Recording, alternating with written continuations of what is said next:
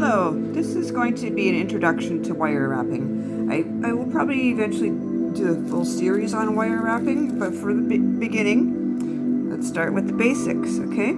So there's all these different shapes that I will show you how you can wrap. So you can wrap a coin, you can wrap a rough gemstone, or just any ordinary stone that you perhaps like. This one I actually got from Mexico, so I wanted to keep it. And cylindrical shapes, coin shapes, and regular tumbled. Okay, and then eventually we'll get into doing some of these guys here, like oval, heart, and larger disc shape, as well as others. But for the time being, we'll stick with the basics. Okay, so now I also want to tell you about tools that you will need. So you'll need a round nose plier, a fine tooth plier. You don't have to have this one, but I highly recommend it. Wire cutters, side cutters, so that it cuts on one side, not both sides. So you only have the angle of the wire cut on one edge, not on both. And then a long nose, flat nose. So the inside does not have any teeth, so you do not mark your wires. And this is also handy too. These are for making your wires straighter. And these are just nylon pliers. That's what they're called. Okay, now different types of wire. There's different gauges. So when you have a smaller item, say this little coin shape here, you don't want to have a high wire, or a thick wire I should say, because if you use a 20 gauge wire or 18 gauge wire or bigger, so the smaller the number, the bigger the wire. This is a 16 gauge, and you wouldn't really necessarily want to use that on your small piece, because you'll drown out your stone with wire eventually. Like to get it to this shape here, this one is a 24 gauge. Okay, so you see the difference? Quite a big difference. Okay, so there's also different hardnesses of wire. You can have dead soft, soft, and hard. Hard is very difficult to maneuver. Dead soft, obviously it's stated, it's easy to use. Okay, now let's see if I can wrap this without having too much difficulty. And if you have any questions about anything, just feel free to let me know. Okay, now I want to find a smaller wire in my little container here. So, and I'll show you how. Well, I'm not going to start with that one. What I will do is I will cut off the wire from this one. So if you ever make a mistake on your cuttings or on your wire wrapping, just cut it off and start again. I already had that side cut. And I'm hoping that I can do this properly. I don't have a very good tripod yet, so hopefully I can get this done without any problems. Now, how I gauge the amount of wire I need, I've always kind of just eyeballed it. And that's going to sound screwy coming from someone that's trying to teach you how to do this, but I will show you what I mean. Okay, so that one we can use a little bit heavier gauge. So let's go with, I'm gonna say a 20 gauge would be okay for that one, because I do believe that's what I had on there as well. So for a stone this size, I'm going to basically wrap it around, leave an inch or probably 2 to 3 inches at one end. Bring it around to the other side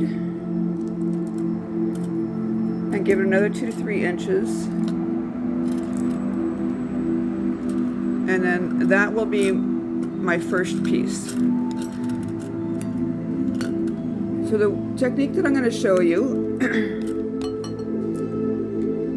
I need 2 pieces of wire the same length. So just give me a second here. I'm just going to cut this one off.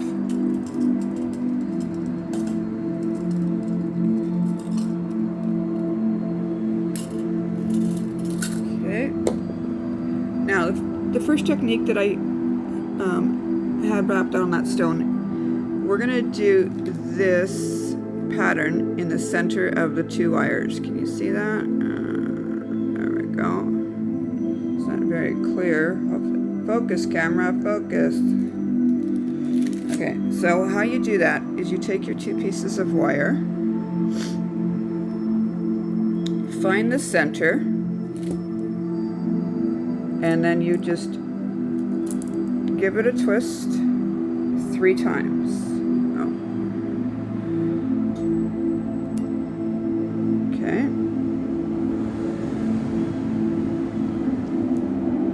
Sorry for the noise, it's really hot. Today's the tail end of a heat wave, so I've got all my windows and doors open. So traffic is noisy out there.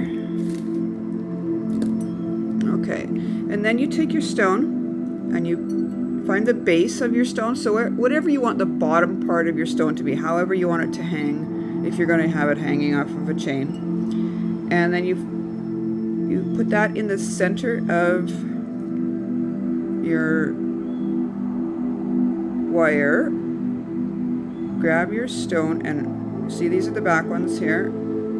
That's the back one, front one. So these 2 front ones and these 2 back ones.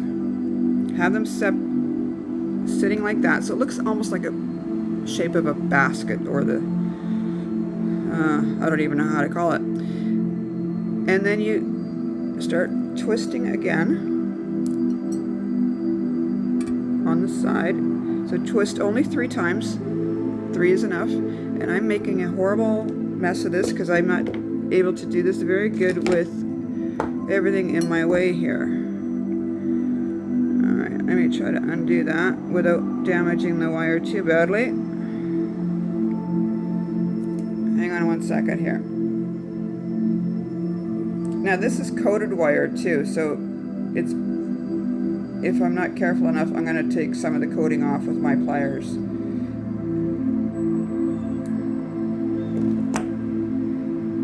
Okay.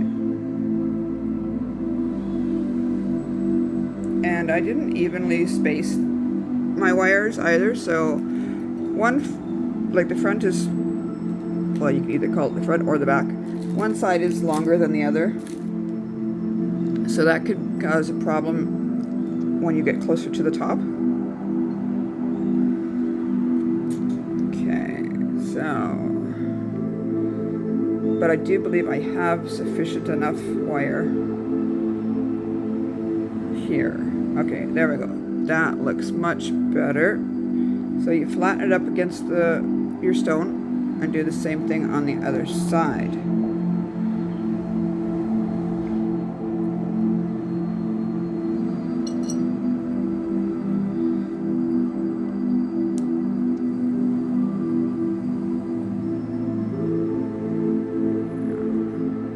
Okay, flatten it up. Now you take your wire from the front and a wire from the back, and you join those 2 together. See? I used to teach wire wrapping classes before this lovely pandemic thing happened, so I'm missing it, and someone was asking me about it yesterday, so I went, you know what, I can do this online. And then you bring your wires together again, twist it, and push it up. Mind you, I didn't have to worry about a camera and all kinds of tripods and stuff getting in my way. So it was much easier to teach in person.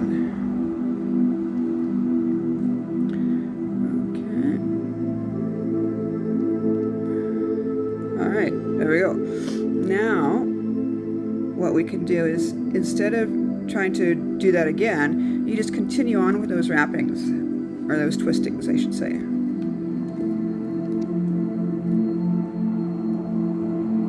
Make sure you do it evenly. If you don't do it evenly, you'll end up wrapping one wire around the other wire, and then you don't want that, because then it doesn't look very nice.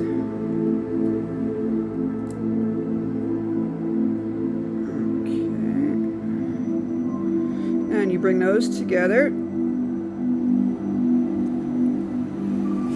just wrap it around once, or a half a turn, and then you take your wire and you're going to make a loop, and then you're going to take the other one that's underneath and you're going to wrap that around the base of your loop.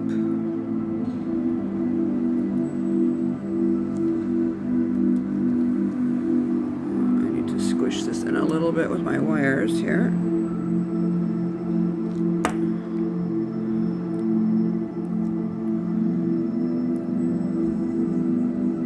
Now you may need to do this with your tools, but I've done this enough that I can do it with my fingers. Now I do have a piece of wire in my way here that I don't like sticking out, so I'm going to trim that one off.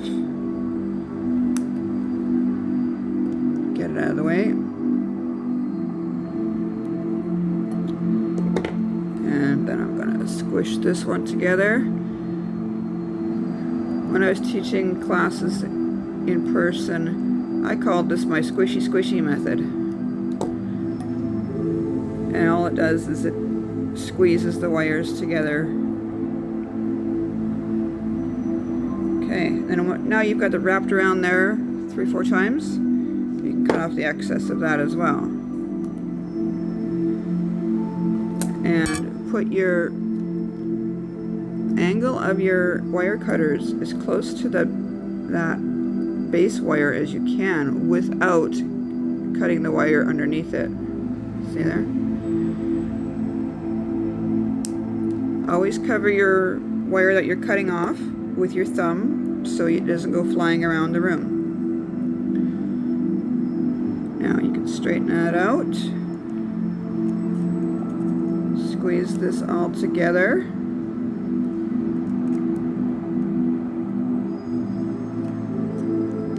Camera would be nice. There we go, focused.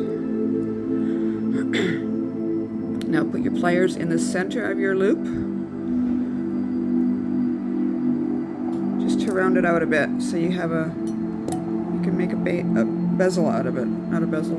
Yep, bezel. And then trim that other wire a little bit more.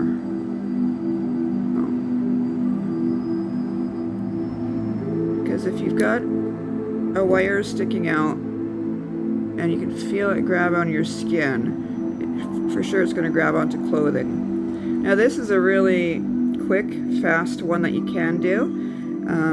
I didn't do the greatest job with this one because of all the stuff in my way that I'm not used to. So first try at it. I don't think it was too bad. Now to tighten it up, because that looks a little bit loose in there, you can also give it a bit of a style. So put your pliers straight in and give it a slight twist. Now because this has the coating on it, and you want to be careful not to mark it and to take the coating off. Be careful. Okay.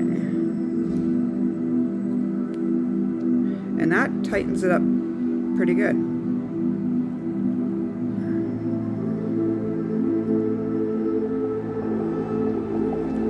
Now I'm also going to use my round nose to do that, because I can get it a little bit better into the pliers.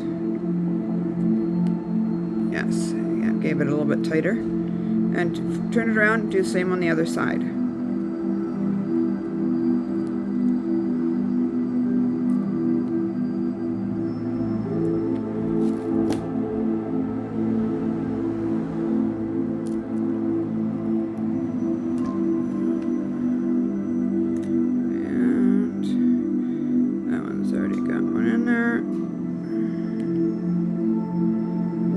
spot here.